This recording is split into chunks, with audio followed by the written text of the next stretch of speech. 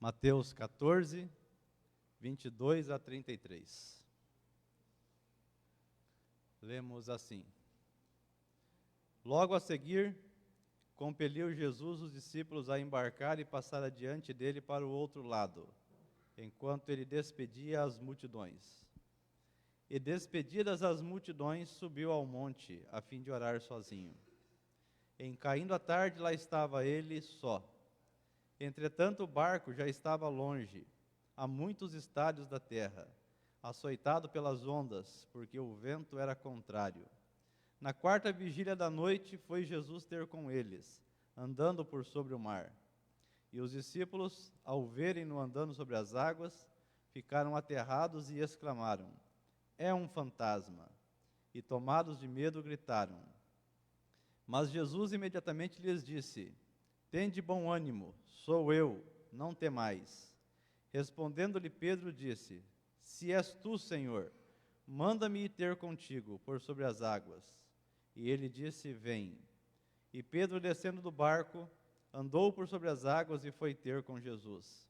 Reparando, porém, na força do vento, teve medo. E começando a submergir, gritou: Salva-me, Senhor! E prontamente Jesus, estendendo a mão, tomou-o e lhe disse: Homem de pequena fé, por que duvidaste? Subindo ambos para o barco, cessou o vento. E os que estavam no barco o adoraram, dizendo: Verdadeiramente és Filho de Deus. Senhor, lemos a sua palavra, adoramos ao Senhor. Estamos dependentes da ação do Espírito Santo do Senhor que inspirou a palavra e que agora nos capacita para entendermos, praticarmos e sermos assim abençoados pelo Senhor. Oro por mim e por meus irmãos, para que a palavra possa falar ao nosso coração, em nome do Senhor Jesus. Amém. Quem aqui gosta de receber um convite? Receber um convite é uma coisa boa, não é? Quando alguém diz: olha, eu tenho um convite para lhe fazer, eu acho que já bate uma certa ansiedade. O que será que é? Sim ou não? Será que é algo agradável, né? Convite. Hoje nós temos um convite. Nós recebemos da palavra do Senhor um convite. O convite não poderia ser melhor. É um convite para confiar no Senhor. Será que nós precisamos confiar no Senhor? Será que isso é fácil? Será que é difícil? A palavra de Deus hoje nos convida a confiarmos no Senhor. O texto que nós lemos, ele é um texto bastante interessante. Após ali a primeira multiplicação dos pães e peixes, o Senhor diz aos discípulos que atravessem o lago de Genezaré, também conhecido como Mar da Galileia. Apesar de ser chamado de mar, ele é um grande lago. Só que esse lago, ele tem uma característica interessante. Ele é cercado por montanhas e vales. E isso faz com que ele tenha tempestades terríveis.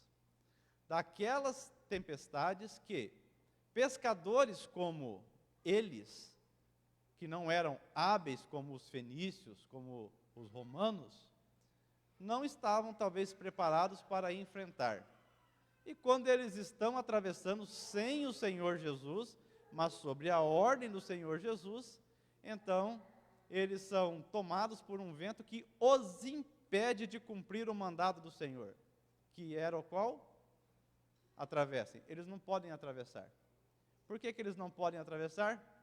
Porque o vento não permite.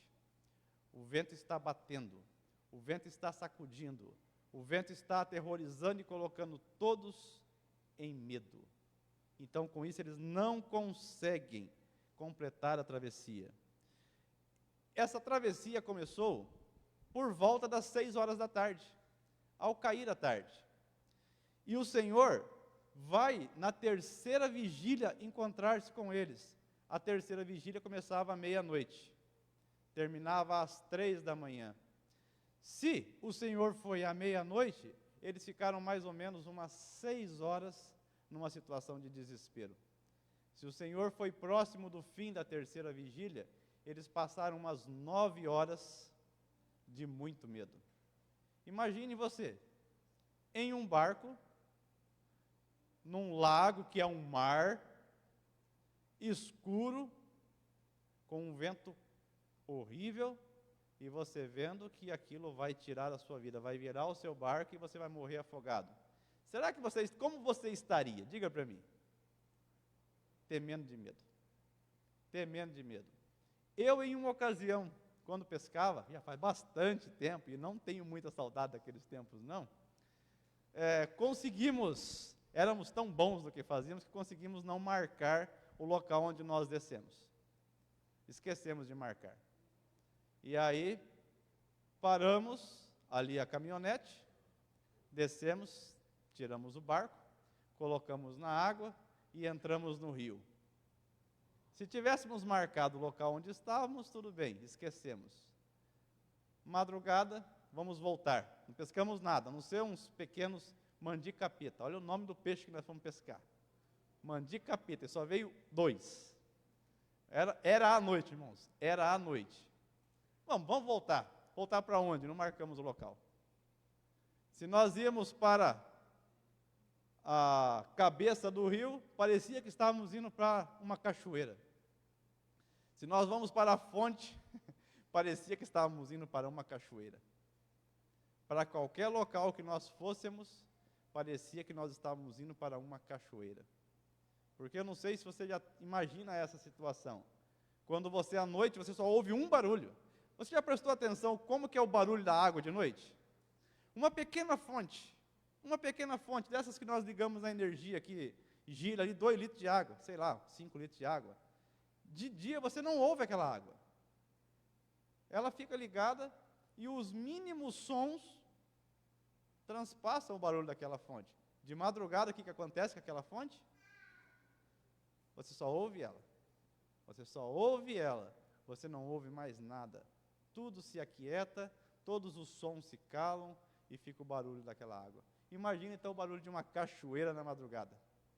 Bom, quando nós vimos que nós íamos cair na cachoeira, o jeito então foi parar, descer e procurar o ponto onde foi que nós subimos e procurar essa caminhonete. Bom, nada que 3, 4 horas caminhando na madrugada não resolvesse. Naquela noite eu tive medo. Mas era uma situação bem mais tranquila do que a situação que os discípulos estavam. Porque eu ainda podia parar, ainda podia caminhar e procurar. E eles, como é que iriam parar? Estando naquele barco, açoitado por aqueles ventos, que lhes era contrário, e que não nos permitia atravessar como o Senhor falou. Enquanto tudo isso acontecia, aqui que nós não podemos perder o mais importante desse texto. Enquanto tudo isso acontecia, o que o Senhor Jesus estava fazendo? Orando. Isso não é interessante? Não é a única vez na Bíblia que uma situação complicada, ela acontece ao mesmo tempo em que o Senhor Jesus está fazendo o quê? Orando. Irmãos, sempre que o Senhor Jesus vai fazer algo importante, sempre, isso é um padrão bíblico, sempre que ele vai fazer algo importante, o que ele faz antes? Ele ora. E o que ele iria fazer de importante naquele dia? Os discípulos iriam perceber que ele não era só um grande mestre. Os discípulos iriam perceber que ele não era só uma pessoa querida. Os discípulos iriam perceber o que nós lemos ali no versículo 33. E os que estavam no barco o adoraram, dizendo o quê? Verdadeiramente ele é Filho de Deus. Os discípulos iriam conhecer a sua deidade. Os discípulos iriam perceber aquilo que... Aqui, inclusive, é uma implicação teológica, porque os judeus acreditavam que somente Deus poderia ter força sobre a natureza. E ali havia um momento em que a natureza estava furiosa. E sob uma única palavra, o que acontece? A calmaria se instala. Então, antes que o Senhor fizesse isso, antes que ele se revelasse, uma revelação semelhante ao que o pastor leu aqui no início do culto, em outro contexto, em outro momento, antes que eles compreendam diante de quem eles estão, o Senhor estava orando. Uma segunda coisa importante, enquanto eles atravessavam aquela dificuldade, que talvez nós, quando enfrentamos uma dificuldade parecida, e que nós possamos pensar assim, está tudo perdido. Já houve algum momento em que você passou por algo, ou você está passando por algo, em que você de repente possa pensar assim, está tudo perdido? E não há mais o que fazer? Enquanto isso acontecia, o Senhor Jesus sabia exatamente o que estava acontecendo. Apesar de estar aqui, distante deles, a Bíblia mede essa distância em estádios, ou seja, já era quilômetros de distância, apesar de estar fisicamente distante, mas nós sabemos que para Deus toda distância é curta, porque os olhos dele enxergam tudo o que acontece em toda a terra. Então, enquanto eles estavam ali, passando por uma situação de desespero, o Senhor estava atento. O detalhe, irmãos, é que enquanto eles estavam no barco, tudo o que eles não conseguiam pensar era exatamente isso. Porque enquanto nós estamos em uma situação de desespero, qual é a única coisa que nós conseguimos pensar? É no caos. É no caos. Enquanto o caos acontece, a nossa tendência é somente olhar para quem? Para ele. Para o problema. Uma grande tempestade, nós olhamos para a tempestade, é a nossa tendência. Aqui eu não estou perguntando, eu estou afirmando, pelo menos por mim. Se eu estou afirmando errado em relação a você, me desculpe, mas eu posso falar por mim. Quando vem um grande problema, a tendência imediata é nós fixarmos a nossa mente, a nossa atenção no caos. E aí se torna um desafio lembrar-se e pensar no Senhor. Então aí nós pensamos, já que nós recebemos no começo um convite para confiar no Senhor, esse convite tem implicações. Esse convite não é só eu dizer, eu aceito, eu confio, não. Você vai dizer se você confia no Senhor ou se você não confia, quando você cumprir os requisitos. Quando na sua vida prática você cumprir os requisitos, você vai poder dizer, eu confiei. Quando na sua vida prática você não conseguir cumprir, você vai poder dizer, eu falhei. Então vamos ver o primeiro requisito, que é uma implicação, para que eu possa saber, eu confio no Senhor ou não, eu recebo esse convite ou não. O convite para confiar no Senhor implica em crer na presença dEle durante a tempestade. Vamos ler de novo os versículos 22 a 25. Mantenha a sua Bíblia aberta no texto, porque nós vamos ler algumas vezes, tá? Mateus 14, 22 até 33, vamos ler de novo, 22 a 25. Logo a seguir, compeliu Jesus os discípulos a embarcar e passar adiante dele para o outro lado, enquanto ele despedia as multidões. E despedidas as multidões, subiu ao monte a fim de orar sozinho. Em caindo a tarde, lá estava ele só. Entretanto, o barco já estava longe, a muitos estádios da terra, açoitado pelas ondas, porque o vento era contrário. Na quarta vigília da noite, foi Jesus ter com eles, andando por sobre o mar. Eles não estavam sozinhos, mas por um instante, parecia-lhes que eles estavam sozinhos.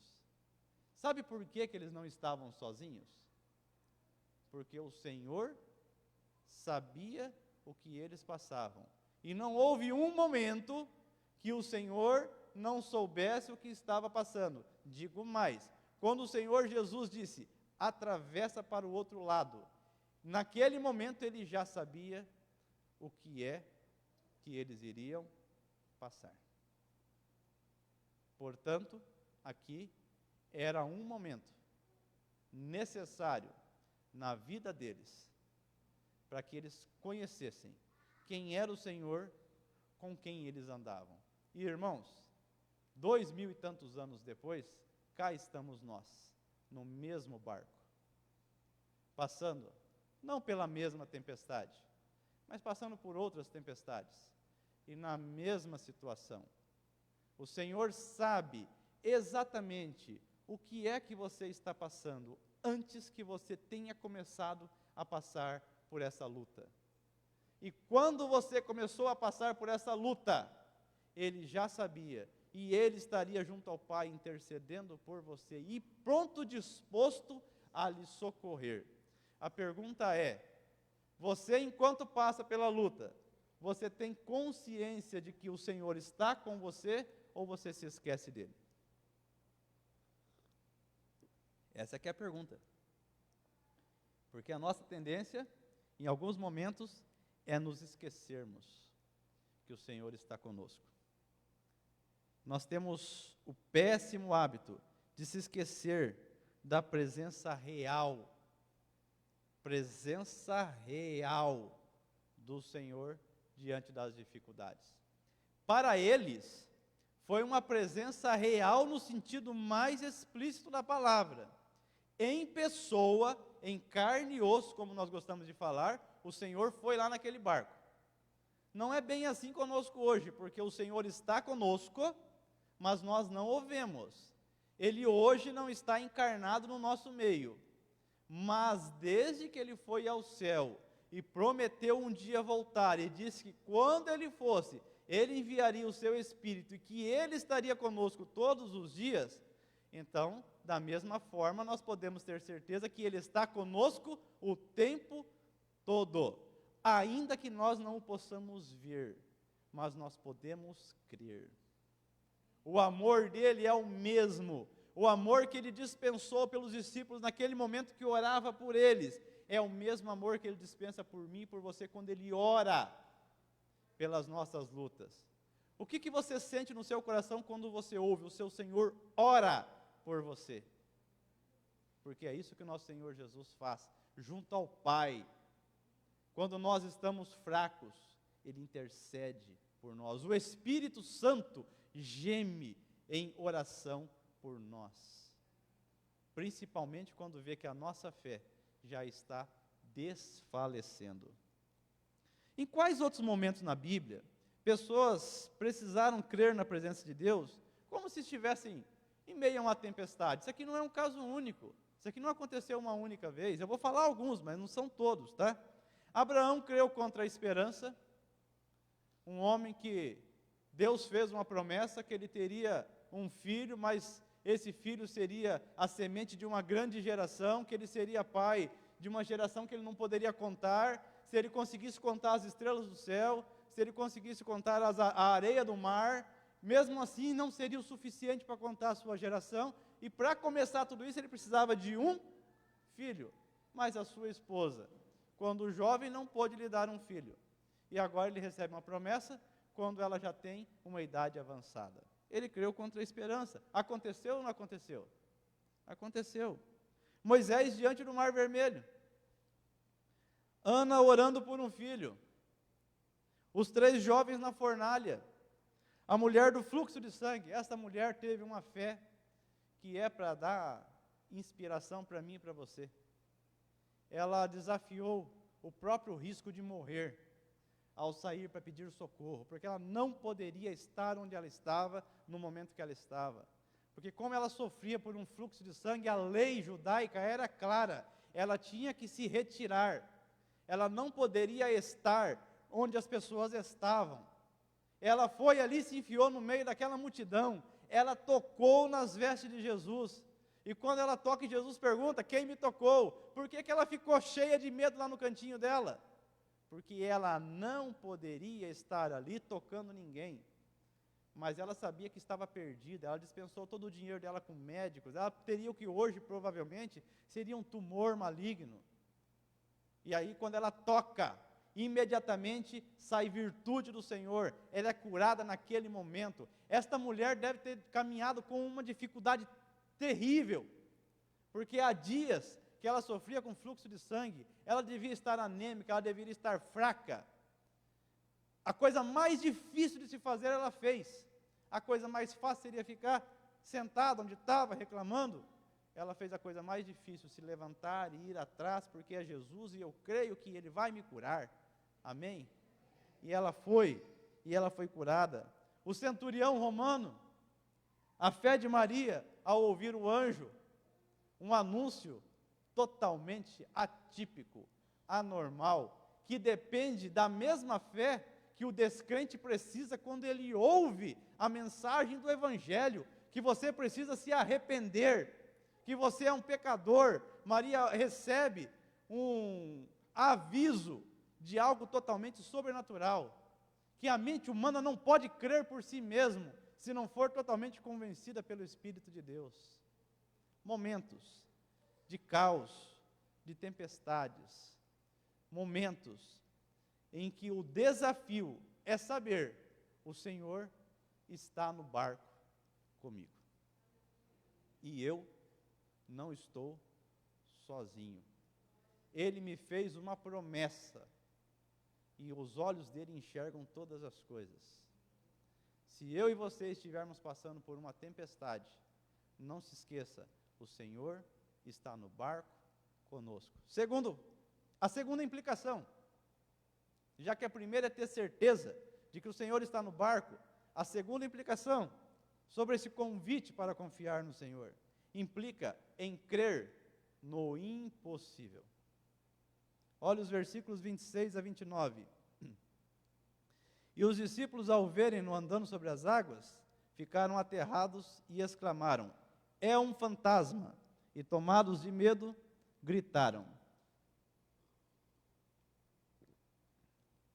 Mas Jesus imediatamente lhes disse: tende bom ânimo, sou eu, não temais.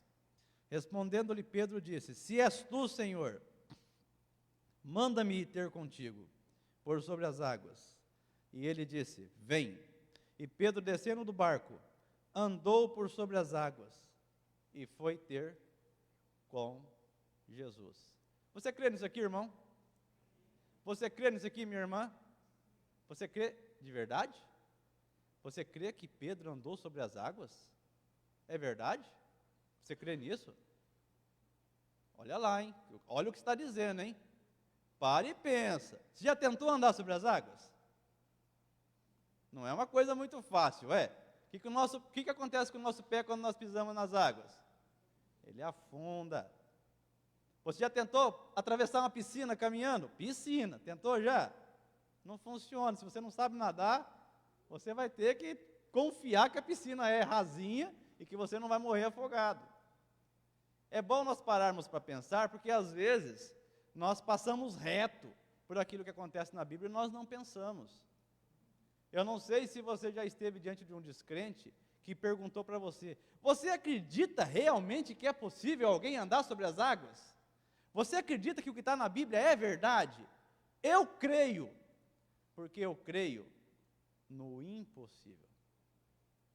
Eu não creio somente naquilo que é possível, porque as coisas possíveis são corriqueiras, mas o Senhor Jesus, Ele realizou não foi um, não foi 2 milagres. E nós já vamos ver daqui a pouco qual que é o maior milagre aqui nessa passagem. Não é nem o andar sobre as águas. Pedro recebe um desafio: confiar e sair do barco. Já que ele disse: se é o Senhor, manda-me ir ter contigo, então o Senhor lhe devolve conforme o seu pedido. Venha. E aí ele precisa tomar uma decisão. Qual a decisão? Sair. Para e pensa, numa situação como aquela, o que é que você não quer fazer de jeito nenhum? Sair. Até porque, durante essas 6 ou 9 horas, o vento bateu, mas aonde que eles conseguiram ficar? Dentro do barco. E o medo era justamente acontecer o quê? Ser lançado fora do barco. E agora o Senhor Jesus fala para fazer o quê?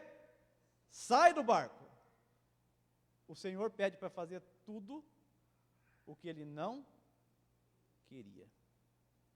Não seria mais fácil o Senhor ir e entrar no barco, ou então o Senhor já repreender o vento lá de fora do barco, e não pedir para Pedro sair? Não seria mais fácil isso? Seria muito mais simples, não seria? É justamente o que nós queremos que o Senhor faça quando nós passamos por lutas. Senhor, o Senhor não pode fazer assim, assim, não. Nós desenhamos para Deus o que nós queremos que Ele faça.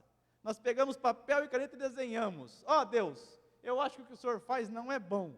Desse jeito aqui é melhor, ó. O Senhor pode fazer assim?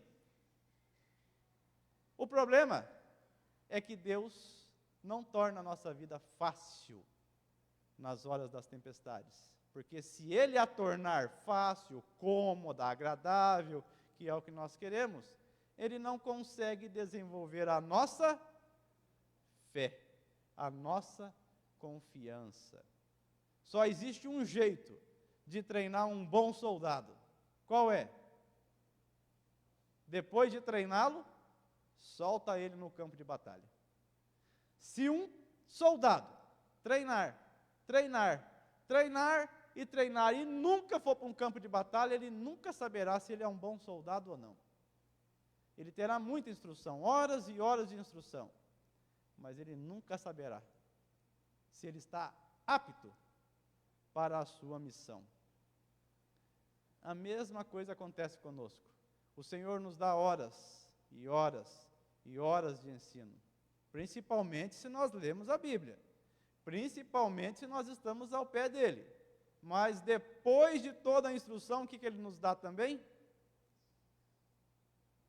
As condições para que a gente possa exercer o que nós aprendemos. Só que as condições, elas precisam ser favoráveis ou desfavoráveis.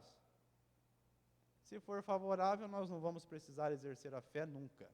Nós vamos estar somente diante daquilo que não precisamos de uma intervenção do Senhor. Consegue entender, irmão? Consegue entender, irmã? Por que que o Senhor simplesmente não chegou e não disse, para vento? Ou simplesmente não chegou e entrou naquele barco? Por que que Ele pede para Pedro sair? Porque isso é um padrão para mim e para você. Saia do medo, saia da crise, saia do caos, saia daquilo que você coloca seu foco. Venha até mim. Vinde a mim, todos que estáis cansados, sobrecarregados. E aqui nós podemos perfeitamente entender com medo, com estresse, com depressão, com o que quer que seja. Venham a mim e eu vos aliviarei. Só depois de ir ao Senhor. Só depois de ir ao Senhor. Até ir ao Senhor, as coisas não acontecem. Aqui nós temos uma implicação filosófica, porque o pensamento helenista que predominava nos tempos do Senhor, que era a cultura grega, a cultura de Alexandre o Grande, que penetrou o Império Romano, é uma cultura que era centrada na lógica e não na fé. Desprezava a fé e tudo que diga respeito à fé, e valorizava a lógica e tudo que diz respeito à lógica. Então eles cresceram dentro de um pensamento helenista, um pensamento que valorizava apenas a lógica e a razão. O que hoje nós diríamos, valoriza apenas a ciência. E agora, eles recebem um convite para esquecer a lógica, para esquecer a ciência, para esquecer a razão e para sair do barco e vir até o Senhor. O pensamento helenista foi desafiado, porque naquele momento, sair do barco e ir até o Senhor não fazia sentido nenhum, a não ser que fosse por meio da fé. E se é por meio da fé, a fé não se apoia na razão. Tem momentos que ou é fé ou é razão. Eu não estou combatendo a razão, não estou combatendo a ciência, Mas existem momentos em que ou é fé ou é razão, ou é fé ou é ciência. Existem momentos em que ou você crê no impossível, ou então você tem que se apoiar naquilo que a sua mente pode entender, mas com isso você está duvidando que o Senhor pode fazer muito mais do que aquilo que é plenamente, que pode ser compreendido, que pode ser medido. Isto é crer no impossível. E o Senhor nos faz, às vezes, convites impossíveis para poder testar a nossa fé. Em quais outros momentos a lógica foi desafiada por Deus na Bíblia? O chamado de Abraão, a abertura do Mar Vermelho, a queda da muralha de Jericó. A queda da muralha de Jericó, irmãos, uma muralha intransponível para a época.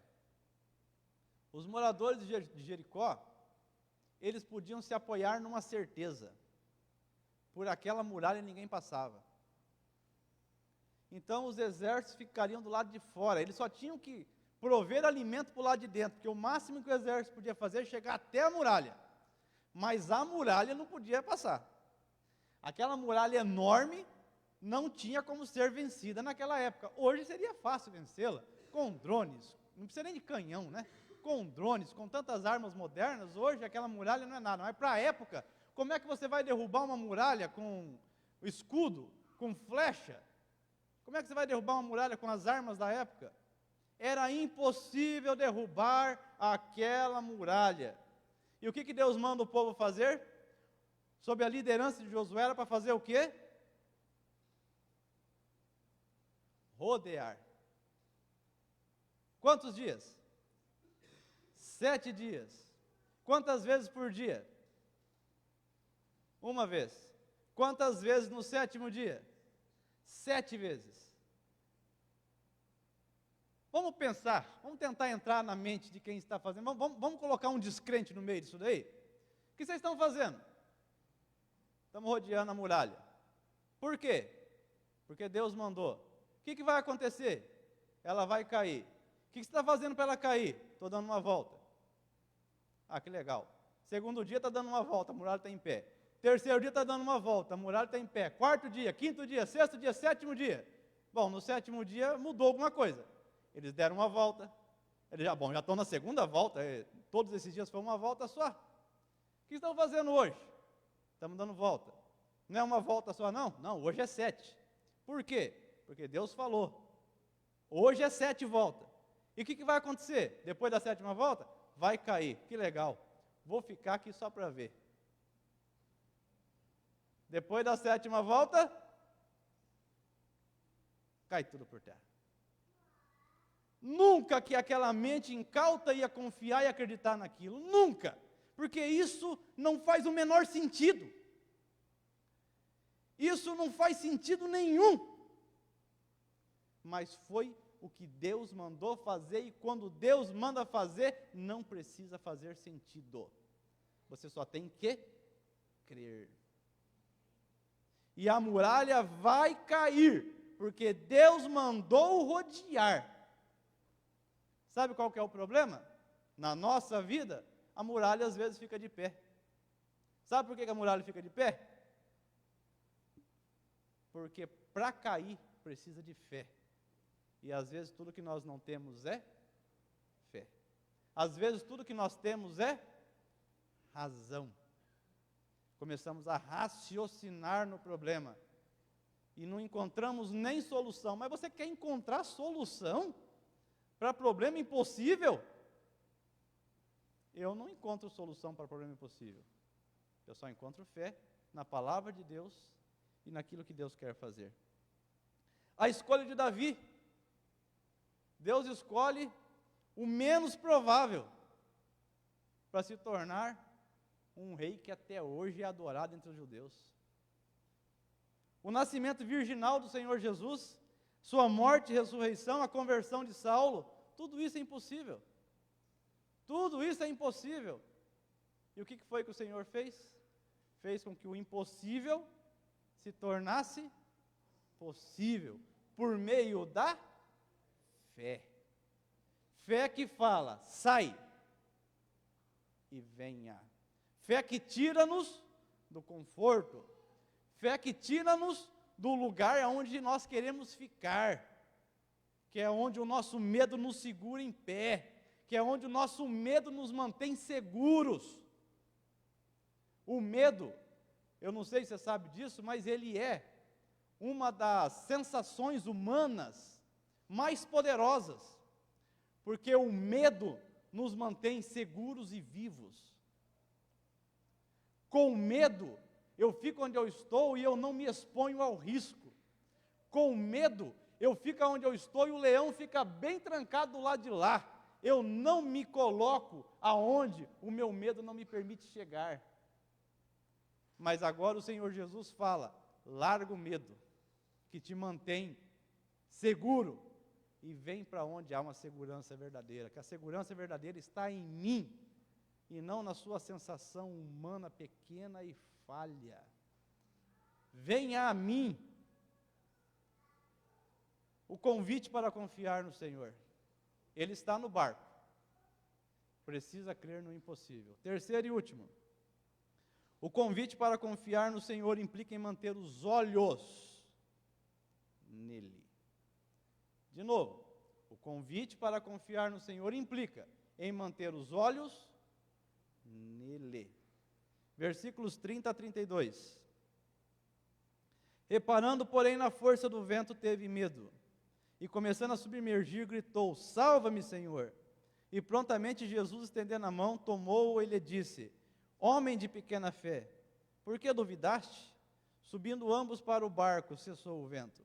E os que estavam no barco adoraram, dizendo, verdadeiramente, este é Filho de Deus. Quando olhamos para as circunstâncias, ao invés de olhar para o Senhor, o que acontece com a nossa fé? Ela afunda. A nossa fé afunda. É por isso que Pedro afundou. Porque o Pedro afundar tem uma importância muito grande. Porque aí nós vemos o que acontece com a nossa fé. Quando nós olhamos para a circunstância, para o caos, e não para o Senhor. Junto com a fé, nós submergimos. Se a fé falha, na sequência nós afundamos. E se não for a boa mão do Senhor, a misericórdia dele nos resgatar, nós vamos nos afogar. Estamos perdidos. Se você não sabe o que significa estar perdido, vou te dar uma definição nesse contexto. É você ficar à mercê de um mar furioso, ser engolido por ele, desaparecer, não ser encontrado nunca mais na sua vida. Não poder nem ser contado entre as vítimas do que aconteceu aqui há um ano atrás. Porque muitos corpos sequer foram encontrados até agora e não podem fazer parte oficialmente do número de mortos, porque sem corpo você não pode contar um número. É isso que acontece quando acaba a nossa fé. Não estou dizendo, claro, que o que aconteceu aqui é falta de fé. Estou só colocando de uma forma que a gente possa compreender. Se acaba a fé, nós afundamos. Estamos perdidos e dependemos completamente do Senhor. A fé aqui não implica apenas em acreditar. Não é um exercício mental, eu creio. Mas em sustentar o olhar e a confiança em Deus. Quando tudo em volta faz um convite contrário. E isso sempre vai acontecer comigo e com você. O Senhor está fazendo um convite. A situação está fazendo outra. O Senhor está fazendo um convite. Saia, venha. A situação está fazendo um convite. Olhe, preste atenção no que é que você vai fazer. Venha. Se você for, você afunda. São as duas vozes na nossa mente. A voz do Senhor e a voz de Satanás que não se cala nunca. Se você for, você afunda. Se você ficar, você não crê. Tome uma decisão. E para tomar essa decisão, você tem que estar plenamente confiante no Senhor. Porque se você não confiar no Senhor, você vai depender de você mesmo para andar sobre esse mar. E não vai funcionar. Não vai funcionar. Em quais outros momentos o desafio foi continuar mantendo os olhos no Senhor? O povo no deserto tendo que olhar para a serpente de bronze, Josafá diante de um exército impossível de vencer, Daniel na cova dos leões, Estevão sendo apedrejado. Qual que é o convite de Hebreus? Olhando firmemente para Jesus. Hebreus 12, 1-2. Olhando firmemente para Jesus. Enquanto Pedro olhava para o Senhor, enquanto Pedro prestava atenção no Senhor, enquanto Pedro se dirigia pela ordem do Senhor, tudo deu certo. Mas foi ele olhar para a força do mar, foi ele olhar para o caos, foi ele colocar a atenção dele no caos. O que aconteceu? Ele submergiu. Estava tudo dando certo. E às vezes na nossa vida está dando tudo certo. Está tudo funcionando. Que maravilha, fomos a um culto abençoado, ouvimos uma palavra boa, colocamos a fé em prática, está dando tudo certo, mas aí chega a segunda-feira. Aí vem a terça-feira. Aí vem a quarta-feira, com os seus problemas, com os seus caos, com suas ligações, com seus WhatsApps, com suas batidas na porta, com os seus telefonemas, dizendo: olha, infelizmente. Ó, sabe aquilo? Então. E aí, vem a próxima notícia. E aí nós já não sabemos mais se nós continuamos acreditando, se continuamos colocando a fé na nossa mente, ou se nós começamos então a perceber que um pequeno círculo está aumentando e tomando conta e ganhando a nossa mente. É o problema, é o caos, e daqui a pouco nós não pensamos em mais nada que não seja o problema. Bom, eu sei muito bem o que é isso. Quando eu liguei na casa da minha família, no ano de 1998, e eu não tinha telefone, eu não tinha bip, eu não tinha nada. Os jovens não sabem nem o que é bip, né? Mas tudo bem. Mas depois os irmãos de mais idade, conte para eles o que é um bip. E eu não tinha como ser contactado. Um dia antes eu estava com meu pai na UTI. E o meu pai ficou feliz quando eu li Marcos para ele. Eu achei que eu ia levar um tapa, né? Porque eu li Marcos 16 e falei: pai, se o senhor crer e for batizado, o senhor vai ser salvo. Se o senhor não crer, o senhor vai para o inferno. E eu falei desse jeito. Eu só esperei o tapa. Porque falar com meu pai desse jeito era uma raquetada só. O homem não jogou tênis não, mas se jogasse tênis, mandava a bolinha longe. Quando eu falei isso, para minha surpresa, rolou uma lágrima, que eu nunca havia visto. E ele disse: eu creio, filho, eu vou sair daqui, eu vou me batizar, eu vou voltar em casa, vou jogar todas aquelas imagens fora e vou para a igreja com você. Eu fiquei feliz da vida. Que alegria, glória, eu vou dar um testemunho maravilhoso.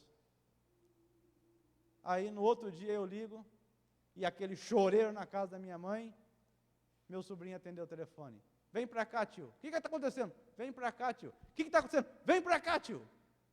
Quando eu chego, desço do ônibus no ponto, encontro meu sobrinho. O que aconteceu? O vô morreu. Morreu quando? Morreu ontem. Que horas? 5 horas. Que horas conversei com ele? 3 horas.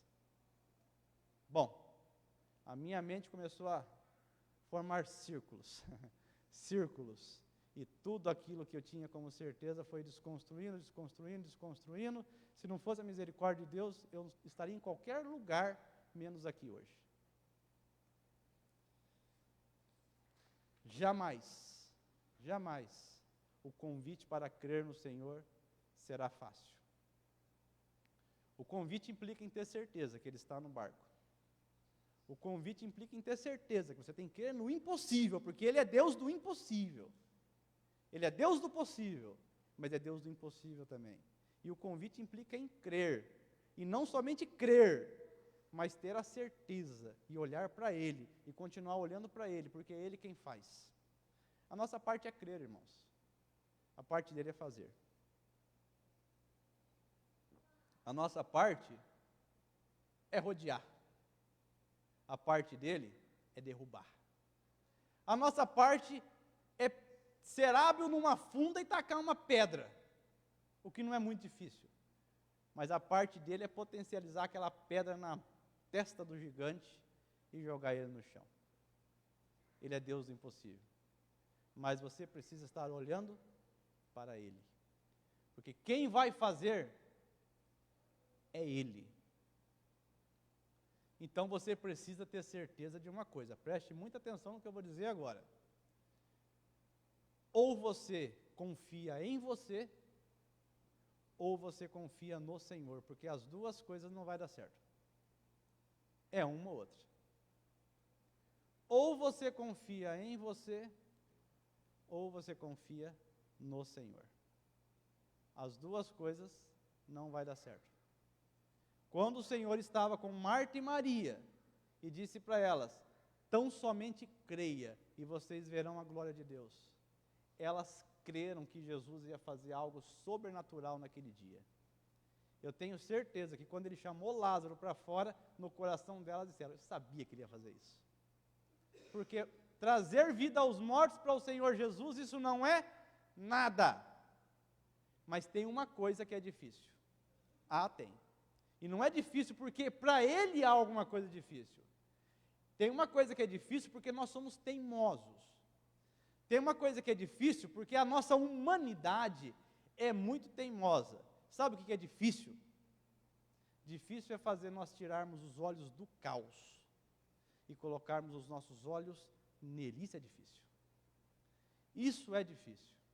É mais fácil para o Senhor falar, levanta-te e anda, do que fazer nós colocarmos o nosso olhar nele. Qualquer milagre que você imagine, é muito mais fácil para o Senhor do que mudar a nossa decisão de olhar para Ele e não para o problema. Porque quando vem o problema, qual que é a nossa decisão? Focar no problema. E esquecer do Senhor. Essa é a nossa tendência. Esta é a nossa humanidade. E é nisso que o Senhor precisa ter misericórdia de nós. O caos não para de gritar. O caos ecoa, como os ventos no mar naquela noite. Quem já ouviu o barulho do vento aqui alguma vez? Quem já ouviu? É aterrorizante ou não é? É ou não é? Eu me lembro de uma vez, de um vendaval, que estava destelhando a minha casa, e eu tentando salvar o carro, por isso está caindo tudo na minha cabeça. E aquele barulho, que até hoje parece que eu ainda ouço aquele barulho. Como é horrível aquele barulho, daquele vento forte, que está gritando, eu estou aqui, eu estou aqui. E aí você coloca toda a sua atenção naquilo e esquece o Senhor. Esse é o objetivo de Satanás. O convite hoje é o mesmo. Você está disposto a sair do barco? A confiar em Cristo, mesmo diante das tempestades? A colocar os olhos nele, a confiar nele? Hoje o convite é o mesmo. O convite não muda. O que muda é a situação, o que muda é o local geográfico, o que muda são as pessoas, os personagens, o que muda é o CPF. Mas o problema é o mesmo.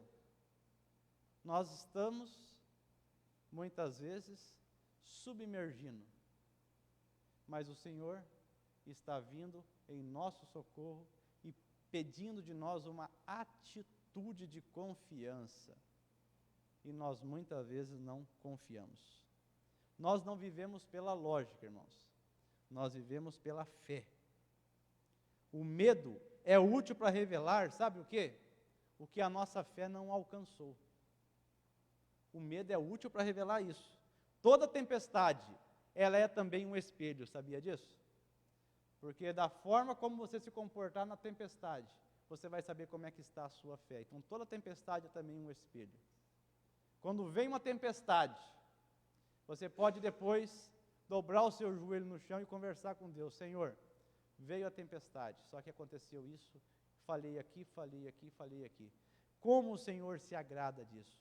Como o Senhor se agrada? Porque olha, eu tenho certeza que com você vai ser como comigo. Não é com uma, não é com duas, não é com 3 advertências que Ele nos ganha. Às vezes são necessárias várias. Ele tem paciência conosco.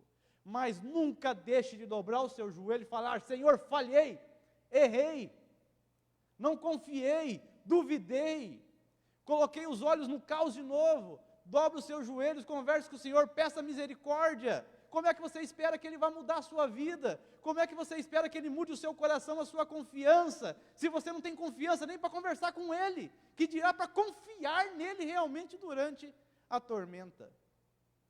Se você sequer tem a coragem de dobrar o joelho para falar: Senhor, eu falhei, eu errei, eu não confiei. Se nem isso você tem confiança, se nem isso você faz, como é que você espera que o Senhor mude a sua vida? Ou você acha que Ele vai mudar a vida de quem de fato não quer ser mudado? Porque quando nós não confiamos no Senhor, quando nós não conversamos com o Senhor, quando nós não confessamos nossas falhas ao Senhor, como é que Ele vai nos mudar? Como? Ele muda quem está aos pés dEle. Ele muda quem está olhando para Ele. Ele transforma quem confia no que Ele pede. Você pode falhar, você pode errar, não tem problema, mas vá aos pés dEle. Ou você acha que os discípulos saíram perfeitos aqui dessa lição e nunca mais erraram na vida? Bom, aí já podiam ser transportados vivos para o céu. Porque aqui na terra nós estamos para sermos transformados até que chegue o dia que o Senhor vá nos levar. Pedro errou, falhou, não falhou nisso, falhou em outras coisas. Falhou em não sentar com os gentios, quando chegavam os judeus, teve que ser repreendido por Paulo. Paulo teve que mostrar para ele que a fé dele não era coerente.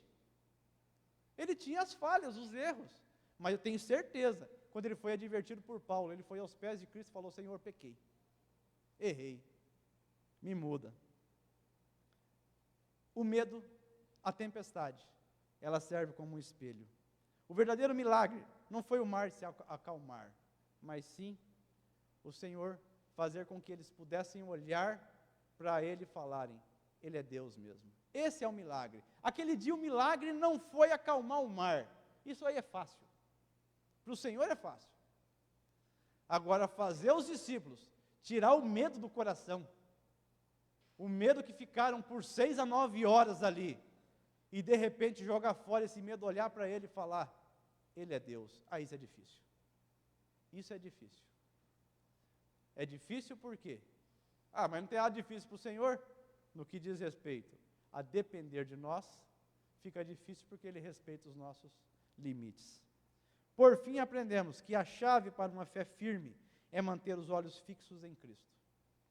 A fé madura não é a que nunca treme, mas sim a que aprende, aos poucos, a nunca tirar os olhos do Senhor. Amadureça nisso, meu irmão. Amadureça nisso, minha irmã. Nunca tire os olhos do Senhor. E se tirar, e se reprovar nessa lição, vá aos pés dele e fale: Senhor, me ajuda na próxima a acertar. Amém? Que o Senhor nos ajude. E que assim nós possamos ter a certeza de que o convite implica em saber que Ele está no barco, em saber que nós temos que confiar no impossível. E o mais importante, olhar para Ele e não para o caos, não para o problema. Senhor, nos ajude, amadureça a nossa fé, nos leve aos seus pés e nos permita sempre sermos corrigidos pelo Senhor. Aperfeiçoa, Senhor, a nossa fé, eu oro em nome do Senhor Jesus. Faça o verdadeiro milagre na nossa vida, que é mudar a nossa disposição em olhar para as dificuldades e esquecer de olhar para o Senhor. Amém.